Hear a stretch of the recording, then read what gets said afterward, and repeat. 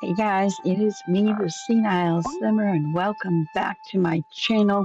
Today we're not playing The Sims, we're playing a new game. Not a new game. This game actually came out in 2023. I'm just a little behind the eight ball. But I played the Fae Farm demo for the first 5 in-game days, and here's what happened. The cozy farming sim genre is getting a little bit crowded. We've all played them. You inherit a farm, you meet some quirky townsfolk, you plant some parsnips, turnips, whatever, and you just sort of wait for the magic to happen. But what if the magic was there from the very beginning? What if the game held your hand just enough to get you started and then respected your time with some of the best quality of life features I've ever seen? I've heard the buzz, I've seen the pastel colored screenshots, but I had to know for myself if Fae Farm was just another pretty farming sim in the crowd or something more. So I downloaded the demo, and for 5 in game days, I jumped headfirst into the world of Azoria to see if this life was really worth living. The first thing I noticed was that the customization options for your character were virtually limitless. There are 4 body types, enough skin tones to make just about anyone happy, including some unnatural colors like blue or pink if that's your jam, 6 vocal tones, customizable pronouns, a bunch of facial features, 8 types of facial hair that did not seem to be bound by gender, 32 hairstyles, and enough hair colors to choose from similar to the skin tones. There are also 5 mouth shapes, more than 6 eye shapes, 6 eyebrows, and choosing the eye color was also similar to the skin tone, including the option to have 2 different colored eyes. There was even an option to just randomize everything in case you didn't want to be bothered or take the time to pick and choose for yourself. Arriving along the beach one day, staring at the stand, a message in a bottle invited me to a faraway land. The author described an island in need, one like no other, and a home for the brave. It was written so kindly. I set off with adventure in my heart and the wind behind me. The voyage was dangerous and my boat was shattered. I clung to the wreckage, my sails in tatters. Suddenly the waters calmed, and then I saw it. Began like so many do, waking up on a beach after a shipwreck. We meet Merritt, the responsible mayor of Astoria, and it turns out she's the one who threw the message into the ocean. And after telling me all about whirlpools, blizzards, volcanoes, and wild magic wreaking havoc, she tells me Azoria is really a real paradise. She hands me a map and tells me to go explore my new home. We arrive at the house, pick up a welcome package, and head back outside where Merritt is waiting. We're given the option to name our house, but knowing this is just a demo, stayed with the default name. We're told our houses come with a farm, but it was less of a farm and more of a jungle gym for weeds, rocks, and trees. Mayor Merritt, bless her heart, didn't seem to mind. She handed me a set of starter tools, an axe, a pickaxe, a sickle, and a watering can, and gave me my first quest: start clearing the land. Now let's talk about one of the most stressful parts of any farming sim: tool management. We all know the dance. Equip the axe, chop the tree. Open the inventory, equip a pickaxe, break a rock. Open the inventory, equip a sickle, cut the grass. It's clunky, it breaks the flow, but we've all just accepted it as part of the genre. Fae Farm says no. I walked up to a rock with my axe still out, and my character automatically, fluidly switched to the pickaxe and smashed it. I walked to a weed, and the sickle appeared. This is hands down one of the best quality of life features I've ever seen. It makes the repetitiveness of gathering feel less like a chore and more like just playing the game. The second thing I noticed is that my stamina bar would dip, but it was never ever empty, and the clock was completely frozen. As part of the intro quest, the game gives you infinite energy and stops time. I really wish I'd known what a gift from the cozy gaming gods that was. I would have kept smashing, but instead I just did the amount the quest wanted me to do and went back to Mayor Merritt. So my first tip for you: abuse this power. Clear everything. you possibly can before you complete those first tutorial quests, because once you do, the clock starts ticking and your stamina becomes precious. The next thing I learned about was crafting, and I made a round wooden stool. Then we made a cooking fire and cooked some grilled greens. One of the first things that made me fall a little bit more in love with this game is that you can build things anywhere right from the menu. You do not have to be at a specific workbench, and it's seamless. Next order of business, time to be an actual farmer. Using the ridiculously easy construction menu, I crafted some basic soil beds with the stuff I'd gathered, make some planting beds, and plant our turnips. My next quest was to wander into town and meet Eddie the Mariner. The map is a fantastic tool, and you can track any NPC, and it shows you exactly where they are, which is a huge improvement over wandering around for a day and a half looking for someone. Another major quality of life improvement for the win. Before meeting Eddie, I went and foraged everything I could find on the beach. I then met Eddie the Mariner, who gave me a fishing rod. This mini game is simple and relaxing. You jiggle the lure, you reel it in while the line is white. No frantic button mashing, just calm, easy process. We caught our first fish, and Eddie sends us off to meet Mel, the beekeeper. Mel is a bug enthusiast who gave me a net. Bug catching is just as simple. Just swing your net at the critters. Sneaking helps for some of the rarer ones. And Mel asked us to catch 4 critters. So I'm trying to complete this task that we first encounter the thorns that block our path, but more on that later. Next, we go up to meet Pearl the chairman and learn that we can sell things on the market table, which is good because we have no money and a full backpack. So we fill up the table with fish and critters and head back to Mare Merritt to turn in this quest. Day one ended with a huge sense of accomplishment. I found my way around town, met a few people, caught some fish and bugs, and made some coin.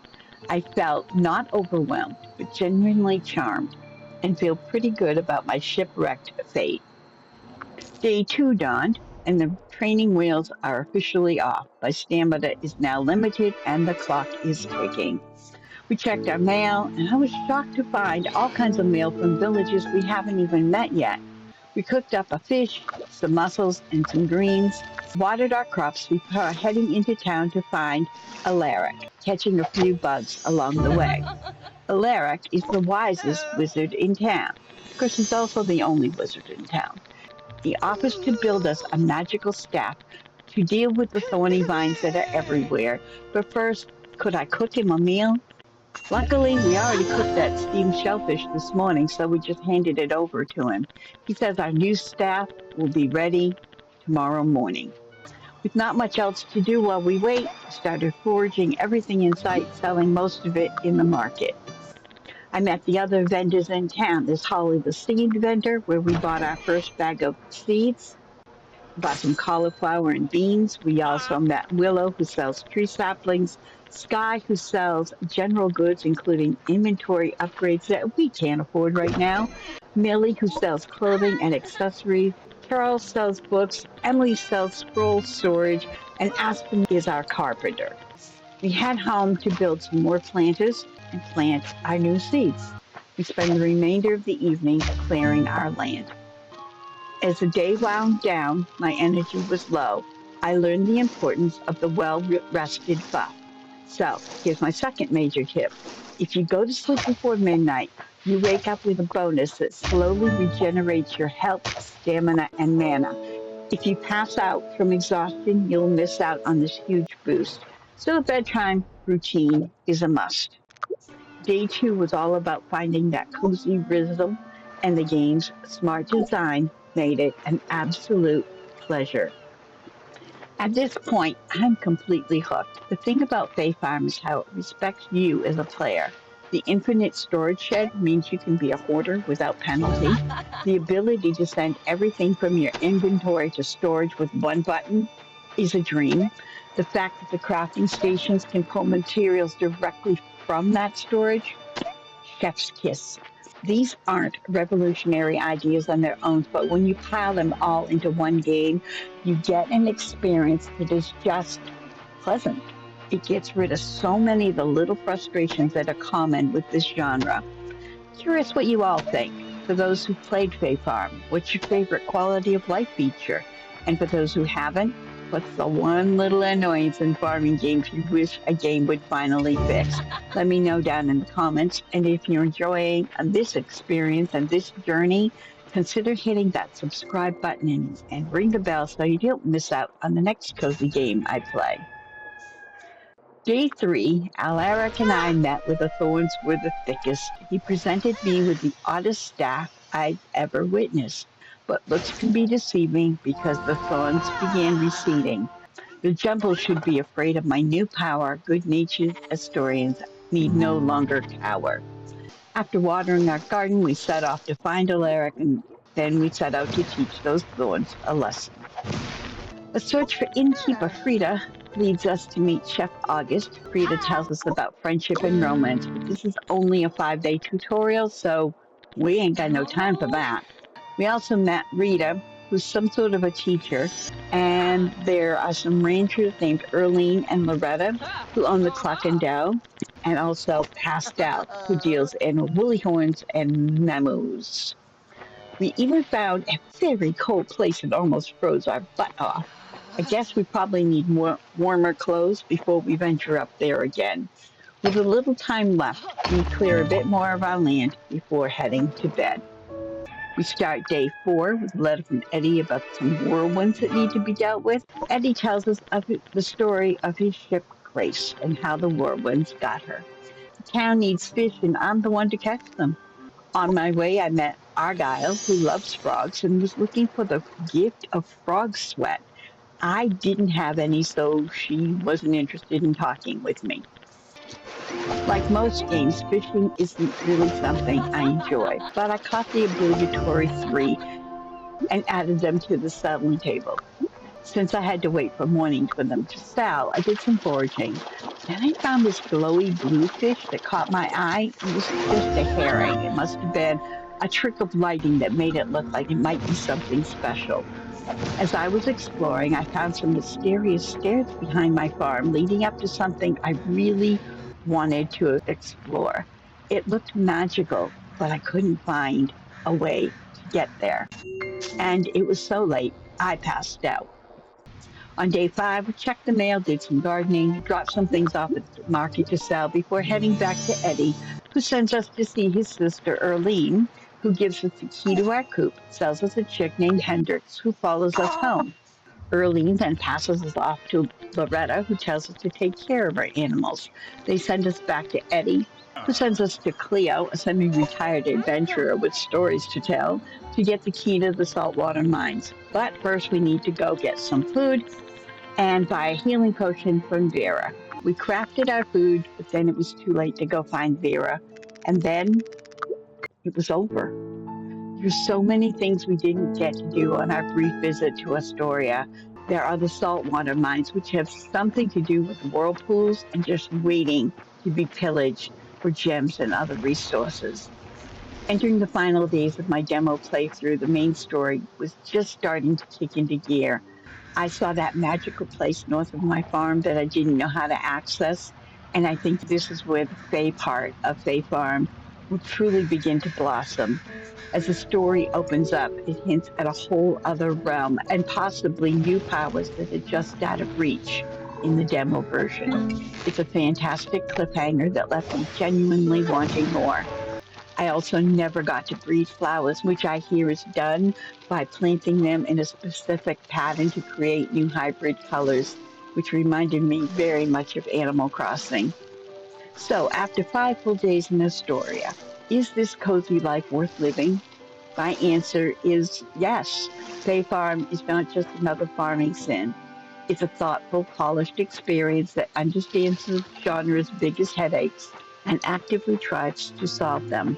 The automatic tool switching, infinite and connected storage, it all combines to create one of the smoothest and most respectful cozy games I've played in a long time. It's a game that wants you to have fun, not get bogged down in tedious menus or frustrating mechanics. The demo gives you a perfect taste of this, showing you the satisfying journey from a broken down home to a little bit more of a thriving homestead, all while teasing a much larger, more magical world just waiting for you. If you're a fan of cozy games but feel burned out by the usual clunkiness, I honestly think that Fae Farm could be the breath of fresh air you're looking for. The demo is free on PC and Switch, and your progress will even carry over should you decide to get the full game. So there's really no reason not to give it a try. Thank you so much for joining me on my first 5 days in Azoria. If you enjoyed this video, please give it a like. It really does help the channel out. And be sure to subscribe for more deep dives into the coziest corners of gaming. Until next time, I've done my part. It's your turn.